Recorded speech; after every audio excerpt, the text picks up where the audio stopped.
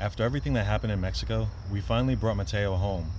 But coming home was a little bit different than we expected. For those of you who don't already know us, my name is Andrew, And I'm David. and this is Two Dads, One Journey. So after 3 weeks, we were able to complete everything we needed to bring Mateo home. But we decided to stay an extra week, and we boarded our plane on August 19th. Now, we were a little bit concerned about traveling with an infant, but Mateo actually did really well.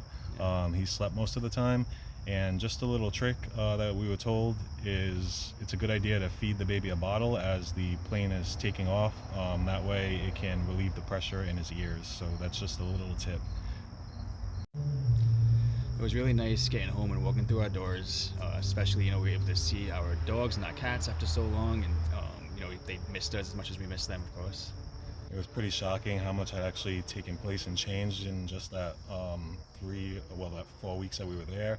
The yard looked completely different. Most of my house plants survived, which is awesome. But yeah, it was just a great feeling coming home. It really made the house feel like a home, bringing Mateo into it.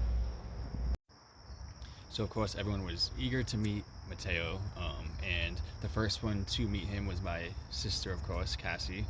And, she was so excited and happy to finally meet the little guy after all this time. Yeah, we have some amazing neighbors as well, which got to meet Mateo once we arrived home. Not only that, but my best friend Amy was also able to come over and meet him. She absolutely adored him, so it was great to see him in the arms and getting to know the people that we care about. Also, it was really awesome to see, my parents and my aunt meet Mateo. Again, they were just so happy to meet him, and it's great that, Mateo has them. So going from surrogacy mode, where you're really focused on like the analytics and the science and the numbers, to parenting mode, where you're actually focused on the baby and what you need to do in order to give him the best care, was a little bit of a curve. We did it gracefully, I think, and just kind of came back to me naturally. And David, of course, did an amazing job as well. So we're happy to be at this stage right now.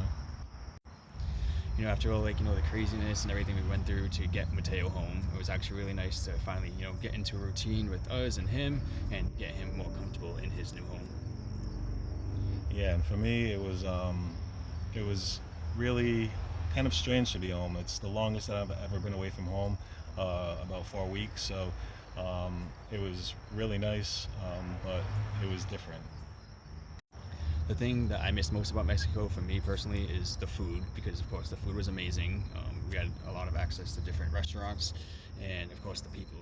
Everyone was really friendly, and everyone loved seeing Mateo, and was so happy every time we walked by with a little baby. Yeah, I really miss, honestly, like the kind of hustle and bustle and just people watching was really cool from our balcony. I definitely missed the lodgings that we were staying at. They were amazing. In addition, I think I miss just that vacation feel of like not having any real responsibilities. Granted, we did have a lot of responsibilities with Mateo, but it's not the same as the responsibilities that you have back at home. So we actually enjoyed Mexico so much that we stayed that extra week, so in a total of 4 weeks.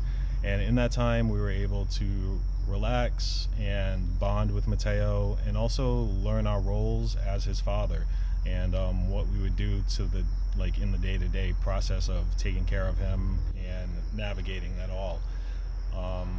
But I think being home has its perks too. Yeah, definitely. Like having a support system, our family, friends, neighbors, that's great. So this story is definitely not over. We thought bringing Mateo home was kind of like the end of the journey, but honestly, it's more like the beginning of a whole new chapter. We'd appreciate it if you guys would like, follow, and of course, ask any questions or comments. We're an open book, and we're always here to answer them. And until next time.